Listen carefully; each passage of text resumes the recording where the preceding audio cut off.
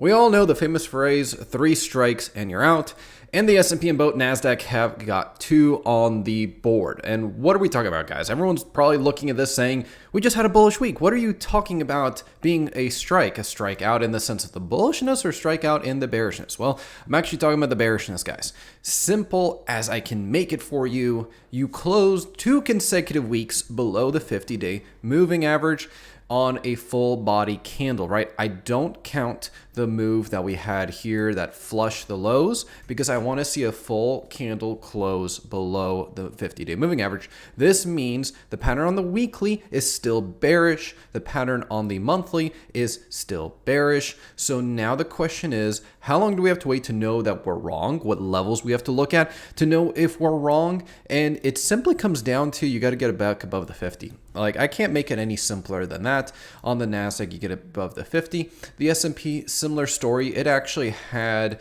a bigger advance, right? So it advanced past the 50 but failed to hold it during the day, and we have a gap below. That's something that we're going to be talking about today, of the possibility of this gap fill and what level we have to basically do not come back down to.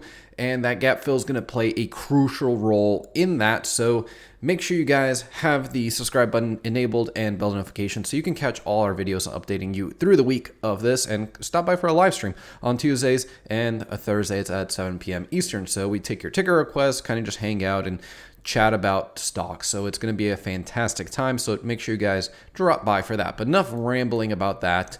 How are we going to make money this week? Well, it comes down to one very, very simple thing. Like I mentioned in the beginning of the video, is do we get above the 50, right? If we go back in history, right, let's go all the way back to the last time we retest the 50, right? So coming back, break below the 50. When we got back above it, we created a monster rally. This entire rally was born out of breaking above the 50-day moving average. So we are setting up possibly a bear flag pattern like I covered in the last video. However, it's not as high probability, right? If I have to look between the two of how the day closed and what we're looking at, I'm still saying knowing where I'm wrong to knowing the upside, if I be skewing it, honestly, I'd be sitting on my hands right now waiting for a break of 2 simple levels. And one of those levels is 512.55.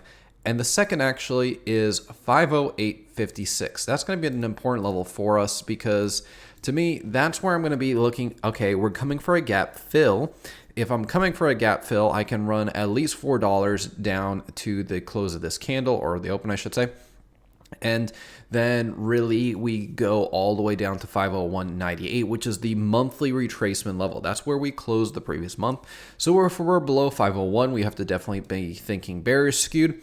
If we're above 501, like we are now, we have to be cautious. And if we're above 501 and the 50-day moving average, then we go balls to the walls, be bullish, and essentially run it up to that 530 mythical number that everyone is talking about recently. And I would fully agree with you at that point, right? You're stair stepping it up and then you're rotating to the upside, right? So having higher highs and lower lows at that point, then yes, I fully agree with you that that definitely is a possibility, especially because this was a large block of volume back here, and now it's not being resistance if we're coming back above that 50. Now, breaking below the 50 after we break out would be even more bearish, but I'm not going to theorize about scenarios that haven't happened yet. I'm just going to be talking about what is on the chart for us to look at. And simply put it, we are very close to the 50. So if we start up with a gap down, pump up tomorrow, then I'd be looking at bull side skewed. If I'm looking at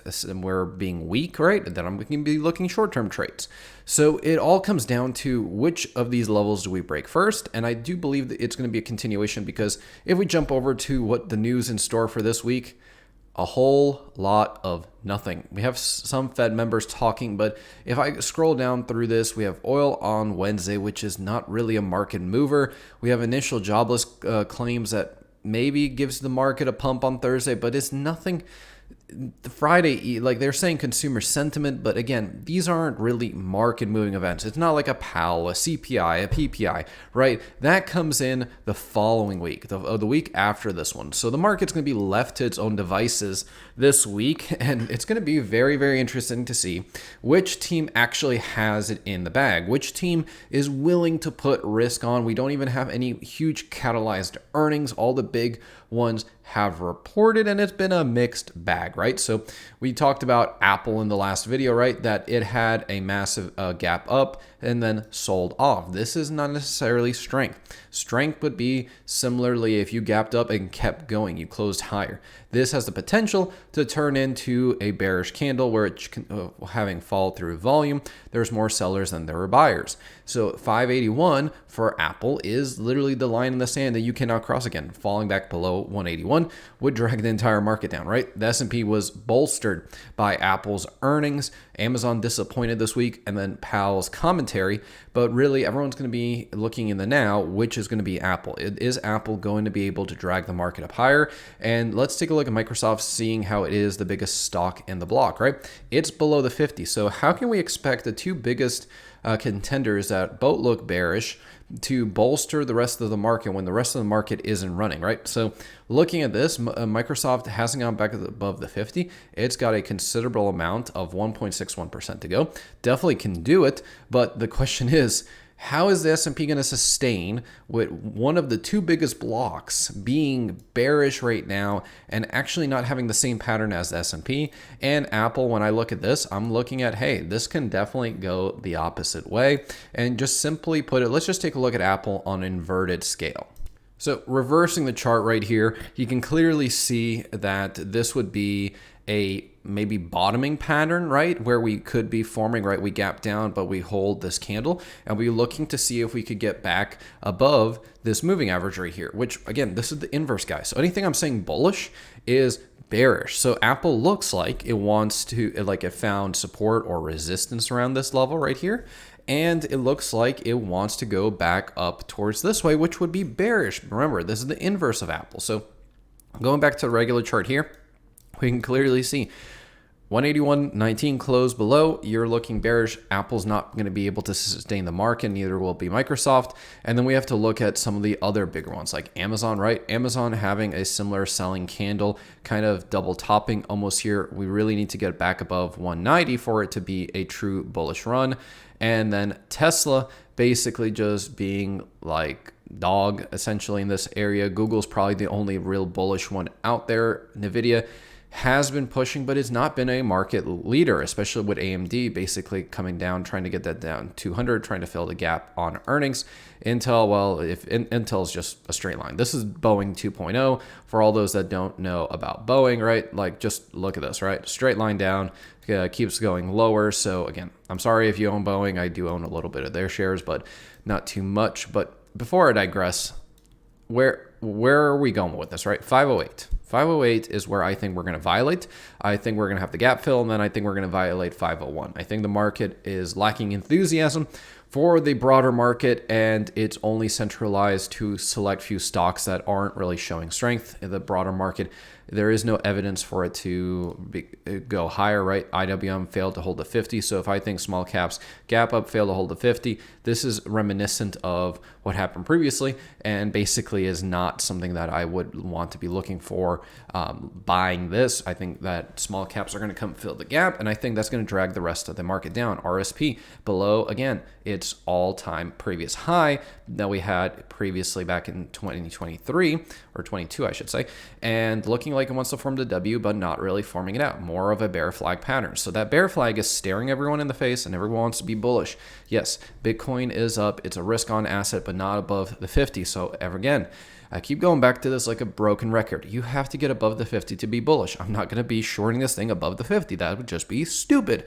But because you're not back above there, you're holding right at it. I want to see the evidence on the chart before I start going bullish, before I start slapping on selling put spreads and buying calls, right? That's what I want to see, the evidence on the chart before I go anywhere crazy. On top of, if I look at VIX, right? VIX is our insurance policy indicator, right?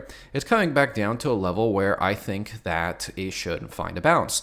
Will I be participating in VIX down here? Most likely around that $12 area is a point where I may pick up a couple contracts just because buying volatility right now is lucrative. Selling it is not, because you're at depressed levels of volatility. The scale is skewed to the upside. The one thing that is benefiting the inflation fight, let's say, is oil coming down. Oil coming off the peaks of 87, coming back down to 78. However, still a broader high. It's coming back down to where it found support around this $77 point. So we're going to have to keep an eye on oil. Does it catch a bounce?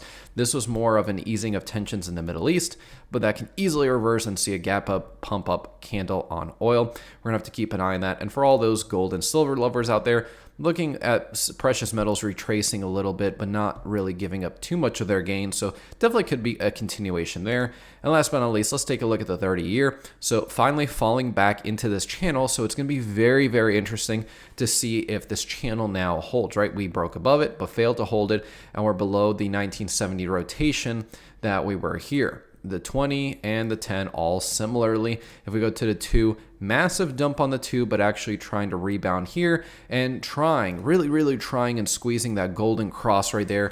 The 200 trying to, the 50 trying to cross above the 200. So it's definitely going to be one of those things to look out for. So we got a lot of factors to look out for this week. And it's going to be very determinant on these factors if we're going to go bullish or bearish. I'm going to be keeping you guys updated on that. But before that, let's jump over to Fatal's part for the biggest winners and losers, so you can kind of see a sector overview of how the market performed and maybe kind of see more of these connotations of which sector is leading and lagging. And then we'll be back to discuss further.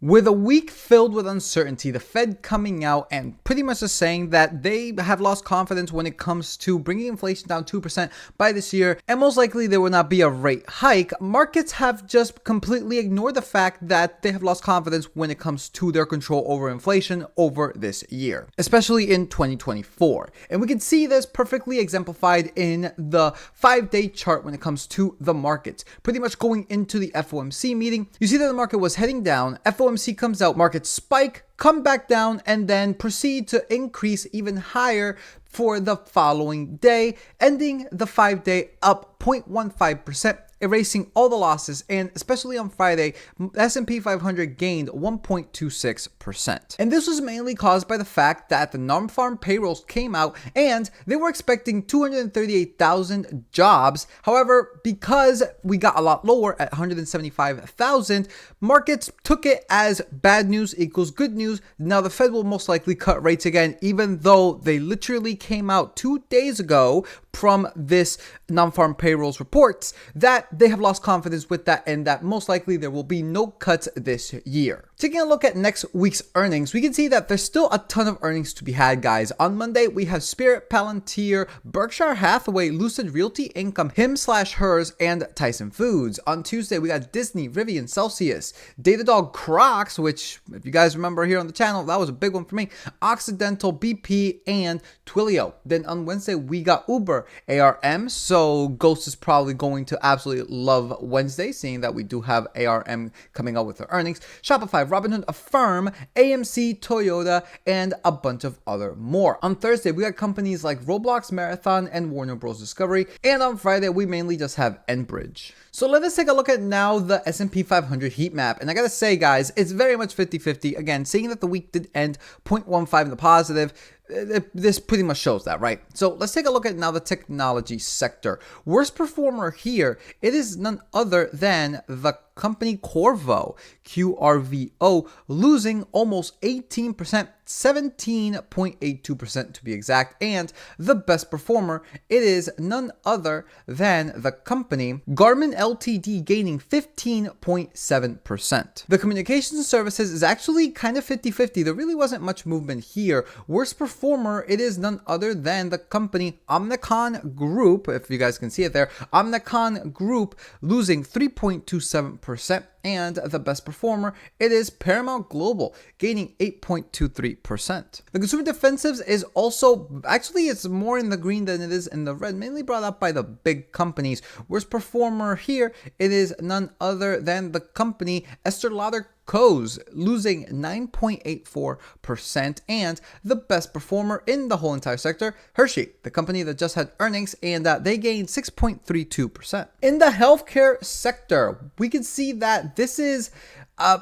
coming back with a resurgence. Now, the healthcare plans is still in the negatives this past week. However, we do see a lot more green. Worst performer in this whole entire sector, it is none other than the company CVS, losing 16.8%. And the best performer, it is the company Amgen, a company that I do hold. They just had earnings and they absolutely killed it, gaining 15.3% to a price of $311.29. Funny thing about this, I did talk about this during the live stream, and I mentioned that you had the opportunity to buy them about a year ago, 52 weeks ago actually to be exact, at $211. So if you pounce on that one, let me know in the comment section below. But right now, you are absolutely killing it when it comes to dividends as well as capital gains when it comes to Amgen. The financial sector is kind of in no man's land. Yes, you do have a lot of green. However, when it comes to like the financials, credit card services, most of these are in the red. Seeing that Visa and MasterCard just recently had earnings.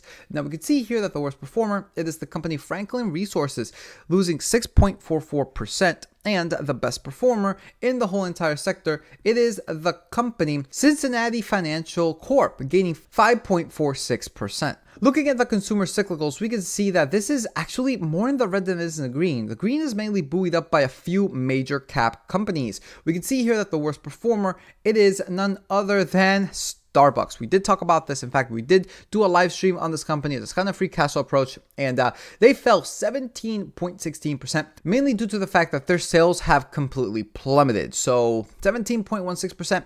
Make sure to check out the live stream to see if maybe this might be a pretty good price to buy at $73.11. Best performer though in the whole entire sector, by the looks of it, it is the company Amcor, gaining 11.59%. And the best performer in the whole entire sector, it is the company APTV, Aptiv PLC, gaining 13.5%. Looking at the industrials, very 50-50. Wow, this is actually kind of crazy. We can see here that the worst performer, it is none other than the company Huntington Ingalls Industries, HII, losing 11.1%. And the best performer, it's in the same industry, honestly, the aerospace and defense, Homet Aerospace, gaining 18.81%. And the real estate sector is mainly in the green. Wow, that's actually kind of crazy. It's hard. Wow, this sector has been nuked for the past several weeks now, and we're starting to see a massive resurgence. We can see here that the worst performer, it is the company Equinix, losing 4.3%, and the best performer, by the looks of it, it is none other than the company, right here, you have it, VTR, Ventaz Inc., gaining 6.34%. And looking at the utility sector, everything here is in the green.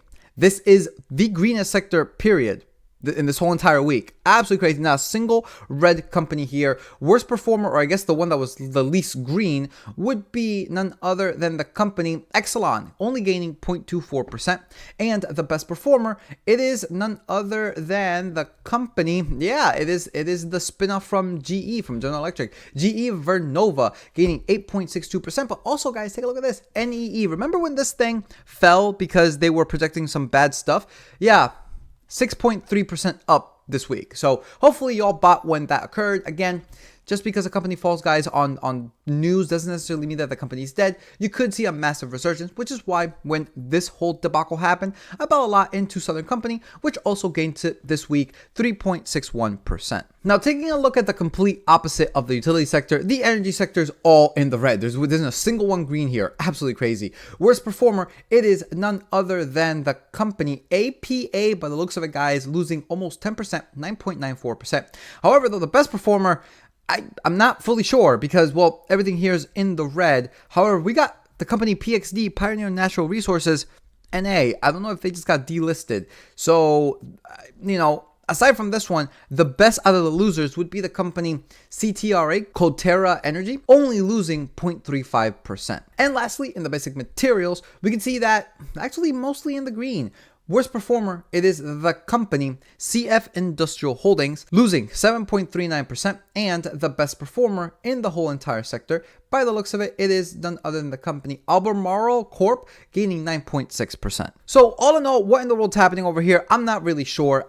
Jerome Powell came out saying that they're no longer certain that we're going to get one rate cut this year, and that they've lost confidence when it comes to inflation coming down to 2%. But just because he said in the next meeting we will not hike, and jobs coming in a lot lower than expected, then market go up. That's really is what comes up to it. So yeah, that pretty much does it, guys, for this segment of the video. We'll talk more about all of these breaking news in the debate section of the video. So with that said, peace out and take it away, Mike.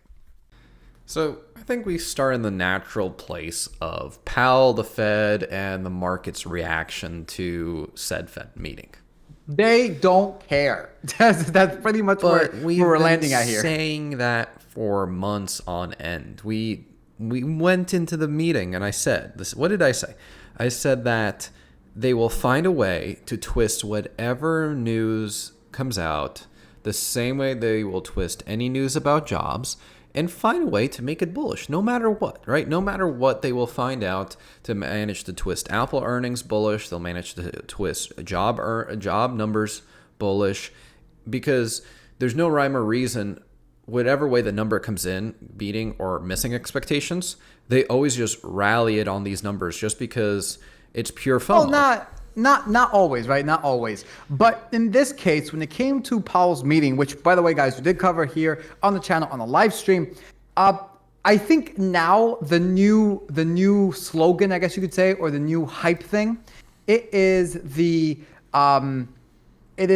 no, we're not going to hike next meeting. So we went from okay, we're gonna have 3 rate cuts to okay, we're gonna have 1 rate cut to now, okay, numbers aren't looking good. We're just not going to hike in the next meeting. So they're getting excited just because they're not going to hike in the next meeting. But that's like okay, you have the possibility, like you're betting at a casino, right? And it's like you play a couple hands, you won some, you lost some, and then they tell you that, well, you're not gonna be able to lose more than you bet. Right, exactly. But that was the condition since that was the condition since the dawn of time. You literally did not change anything.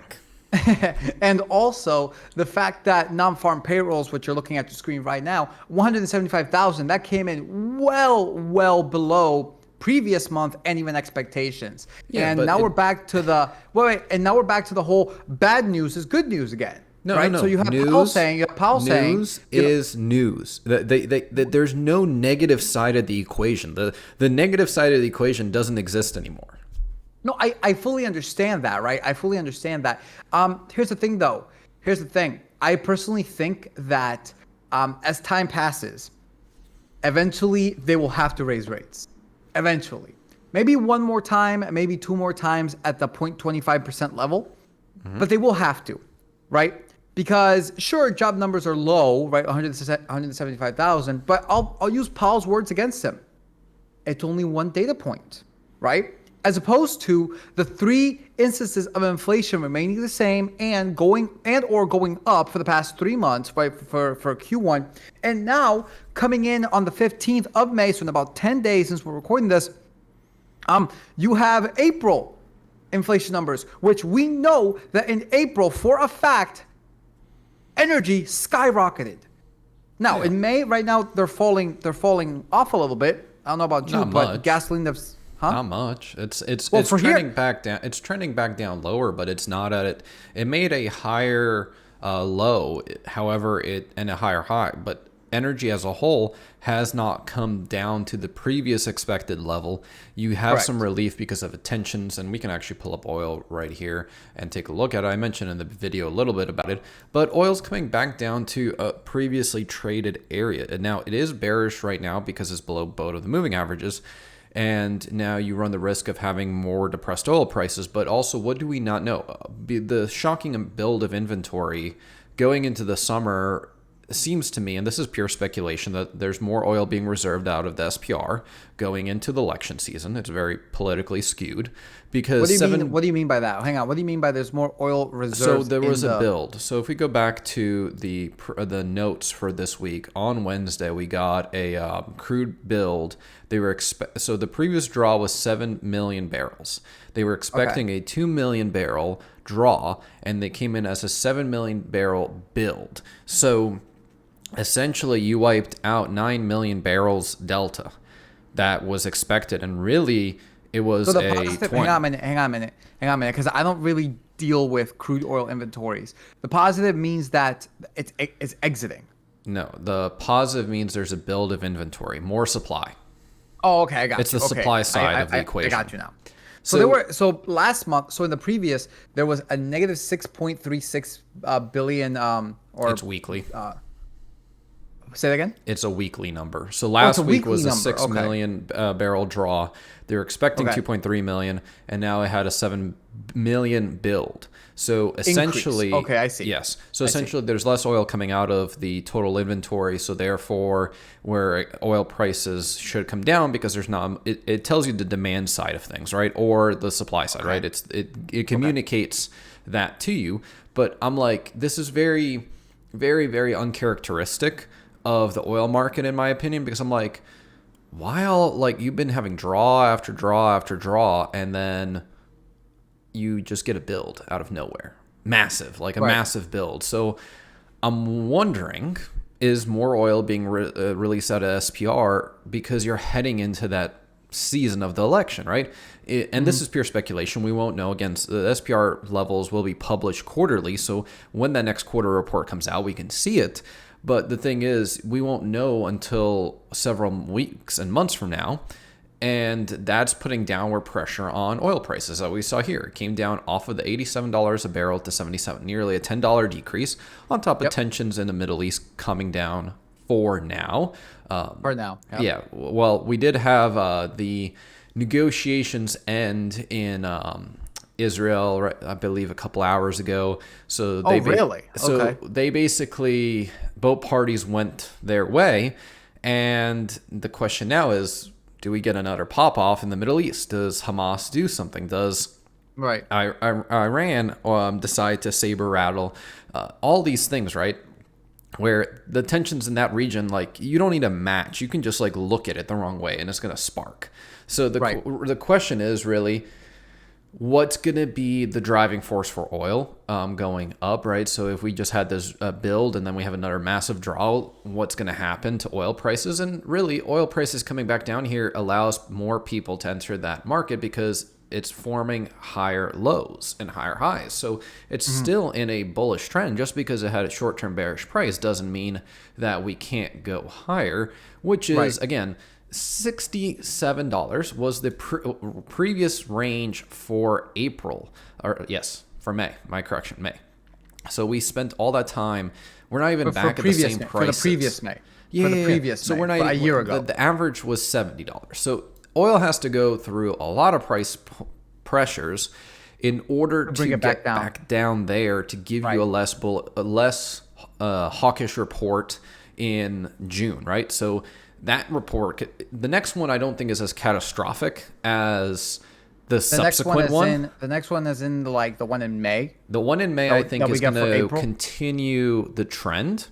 I don't think it completely blows the trend out. You think so? You think that the one that we're going to get in 10 days is not going to blow out? It'll still be hawkish, but it will be in comparison, right? So we're talking about in comparison to the subsequent following report. I think the next report after that is going to be the devastating one. I think you're going to see a 0.5 increase on inflation on that one because driven through energy. Let me put this. Okay, so to clarify, you're talking about the report that we get in June for May. Yes. Okay. I think because when I say the report we're gonna get in May, I mean the one we're gonna get in May that reports for April. April's inflation, I do not believe, will be as catastrophic as June. I think that April's inflation is still gonna show oil, energy particularly, and the housing market continuing to drive higher. So I think the report's still gonna come out more hawkish than dovish. I think it will set up a 4 data point trend. And then it's going to be the perfect setup because they're still, mark my words, they will still find a way to make that report bullish. They're gonna stare at that report and they're gonna basically say, no, that's not real. Well, I mean, housing prices have actually come down. I know there's a lot of reports out there saying that housing prices have come down a significant amount, or at least housing supply. Sorry, housing supply has come up in states like Florida, of all states. Yeah, but if you look at the home price index, it nuked. It nuked, and this is national. So again, people, I got to rephrase this. People literally need to stop looking. Hang on a minute. This is the first time I'm looking at this. So house price index month over month for February, it went up 1.2, where before it was negative 0.1. Yeah. And then the year over year one went from 6.5 up to revised. 7. Which was revised from 6.3. So there. Wow. If you look at, for example, look at national average Redfin, that's 5% over previous year. We also see different areas. The reason Florida is being the way it is because a lot of vacation homes, people that are retiring, that they're selling vacation homes and kind of consolidating assets, and people are looking at certain markets and basically being like very like, okay, because this market is the way it is, it means the whole nation is. That's not true. If I was to base that, that means home prices are down 40% of the country if I look at New York City, right? New York City is in a mass exodus. Looking at that, if you're skewing it and then saying, oh, these homes that are the median home price is $480,000 in the country. So if you look at that, and I'm like, we cover on the channel a lot, like about home prices, there's no evidence that home prices are falling down nationally. Correct. Again, you will find markets that literally will have 20-30% decreases. There's a reason for that because everyone is running away. You will have areas that there are pockets, but that doesn't mean that it's the trend. No, I get you. Yeah, so, and it doesn't mean those areas are good places to live on top of that, right? So we can get into the minutia of that for decades on end. But again, when people, it's all the clickbait on YouTube. It's all the housing crash and all this. Yes, it's fun clickbait. It's not reality. The same way that the clickbait of inflation is going down is also not reality. That affordability is going down. I'm like, well, you all live in a damn bubble. No, affordability is going down. Unaffordability is going up. Sorry. Thank you for correcting. Yeah. Yeah, but people if we look at going back to the jobs report, right? Just for a second. This is where, let's put it into context for everyone. If your pay is going down as inflation is going up and growth is going down, what does that spell? Disaster. Not to mention the fact that unemployment rate did go up to 3.9%. I'm just looking at that. I love how no one's talking about it. I'm like, the Fed's, remember that SEP a couple months ago that had 4% unemployment? Mm-hmm. Wonder what they knew that we didn't. I wonder if that's like their thing. Similar as to how they want to keep inflation at 2%. I wonder if their thing right now is just like, we need to keep unemployment at 4% or less. I don't know. Or higher. No, they do not want higher. They do not want higher. Because higher would mean real badly. Like higher would be... Well, the pendulum, if you look at all these earnings, right, for the past 3 quarters, I would argue, not layoffs even 2, have been through all layoffs, right? So companies don't lay off people when they are able to sustain high overhead. Yeah, but it's mainly the tech companies, though, which is... you could argue that the reason why they're laying off is because they're still... Yes, it's mainly the tech companies. No, you're starting to see it bleed off into consumer discretionaries. You're starting to see... But tech is always the one first. Tech leads, right? And then everyone follows. Tech is where you start seeing the bloodshed. But Whirlpool's laying off over 10,000 employees. GE laying off 5,000. Our company's laying off 3,000. It's hitting every sector now. It's hitting the sectors that are foundational for the economy. So there's not many places left that are not doing it, again, you can always find, the same way we just talked about housing, instances and pockets of companies and sectors that are not doing it. Yes, yeah. I give you that. But on a broader market, tech, and now it's bleeding off into consumer discretionaries and consumer staples, there is little to nothing left in the economy for these companies to squeeze out, and demand is shrinking. So with shrinking demand and shrinking ability to keep labor, what's forcing based on the job numbers, and now we're starting to see a degradation in that. We talked about these job numbers are fake in the sense of that they continue to propagate secondary and third jobs. It's not total, like total per person. It's total per person jobs. It's not how many people are employed over the course of, let's say, 5. Like if a person has 5 jobs, they count as 5 employed people, not one person. But reality is one person. And now we're seeing that even degrade, where the part-time gigs are degrading in the job numbers. So it's only a matter of time before you've reached peak stagflation. You're starting stagflation. You're not even at the painful part where GDP sinks to sub 1% and inflation is roaring at 4%. That's going to be the pain point. So how did the markets, how is the fear and greed index when it comes to this whole entire day or this whole entire week? Because we're still in fear.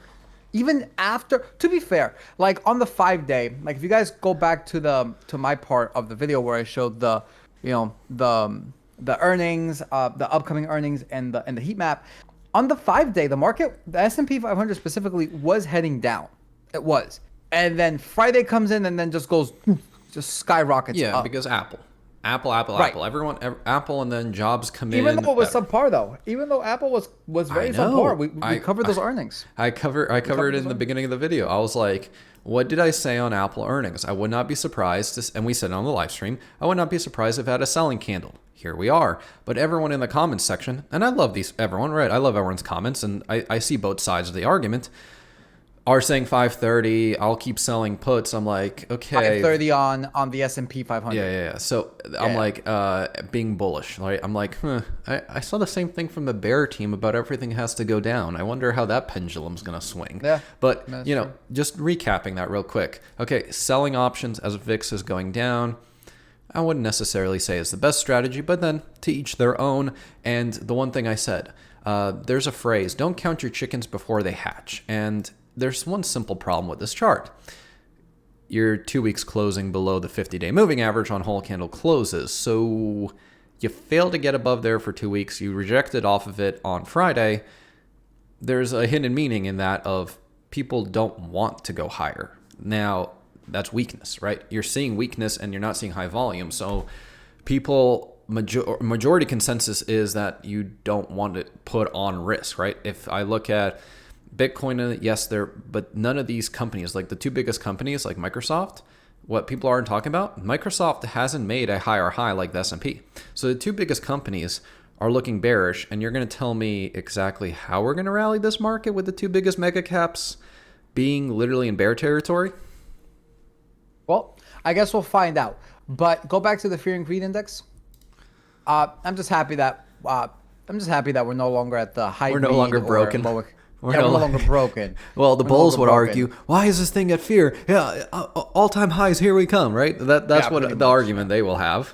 Yeah, they should. Yeah, like the needle should be at like 101 basically for them. Yeah, no. But we just get rid of everything below 50. Like that doesn't exist anymore. But guys, we'll see what happens this upcoming week. There really isn't much of anything happening this week, if I'm not mistaken. The market's going to be mainly left to its own devices, and it's going to be an interesting one. Earnings. But no mega caps. Well, right. Well, no, you have companies like, okay, fine. You have companies like Disney. You have a few other companies as well. But yeah, none of the mega caps or none of like the chips either. Yep, none of the Magnificent Seven. So it's going to be a low week. It'll be actually, I wouldn't be surprised if we just stay flat the whole entire week. I wouldn't be surprised if we gap fill. And then the following week, we got on Wednesday CPI for April. So that's going to be really, really fun. What's up? Yeah. So what are they expecting? Do we have expectations? I highly doubt we would have expectations, but let's just take a gander at it. Yep. Nope, no expectations. So we will cover that when you guys have expectations for this. Probably next week. Again, my expectation for core I'm saying 4, and No, you didn't. No, you didn't. You said like 4.5 or something like that. I said on CPI. Oh, okay. Yeah. I think CPI is going to get nuked. Okay. Well, I think that for the normal CPI, the year-over-year one's gonna go to maybe like 3.6, 3.7, and then for the core, it'll probably be like 3.9. It'll slowly tick back up. It's gonna slowly tick back up and or remain the same, and then that's gonna crash the markets on Wednesday. And on May 15th. the best part, Or this not, is the or not, right? Or not, because for all you know, the market may be like, yeah, it's up, but you know what? That Powell said he wasn't going to hike. yeah, like well, I think just to wrap it up, we're going to get a preview of CPI on the Tuesday, because you're going to see PPI come in. If PPI continues its upward trend, it's basically going to spell doom for CPI. Yep. Now, Absolutely. market reaction, whole different story. I'm just talking about the number. Right. I love it how people say, oh, you see, it's going up. Usually it was going to go down. I'm like, dude, we can't control the markets. The only thing we can say is that, like, for example, I'm always saying, no, inflation is going to go up. How the market reacts, I have no idea, right? I have no idea. But guys, I think that's where we're going to pretty much end it right there. Thank you so much for watching. Make sure to like, subscribe, comment. Really does help it with the algorithm on YouTube as well as Rumble. Make sure to follow us on X. And if you would like to join our Discord, the link to that is in the description below. If the link expired, just say in the comment section that you would like to join, and we'll send you a link. All right? So thank you so much for watching. Peace out, and we will see you all next time.